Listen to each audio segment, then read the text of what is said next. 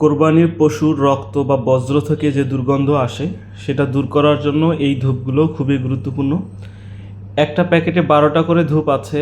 একটা ধূপের মধ্যে যদি আগুন লাগিয়ে দেন প্রায় 10 থেকে 15 মিনিট জ্বলবে এবং সুগন্ধি ধোঁয়া ছাড়বে। এই ধোঁয়াতে এবং সুগন্ধিতে আপনার পশুর বজ্র থেকে বা রক্ত থেকে যে দুর্গন্ধ বা কোরবানি করার পর মাংস কাটাকাটির স্থানে যে পরিমাণ একটা স্মেল থাকে এই স্মেলটা দূর করবে।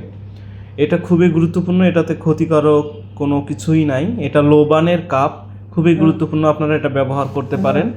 এটি ম্যাচ বা দিয়াশলাই দিয়ে এক সাইডে লাগিয়ে দিবেন। এক সাইডে আগুন জ্বলার পর আগুনটা নিভিয়ে দিলে কয়েলের মতো এটা জ্বলবে এবং প্রচুর ধোঁয়া উঠবে। এটা যে কোনো এক সাইডে এক কোণায় লাগালেও হবে, অথবা আপনি একটা কাপের দুই সাইডে দুই কোণায় লাগাইতে পারেন।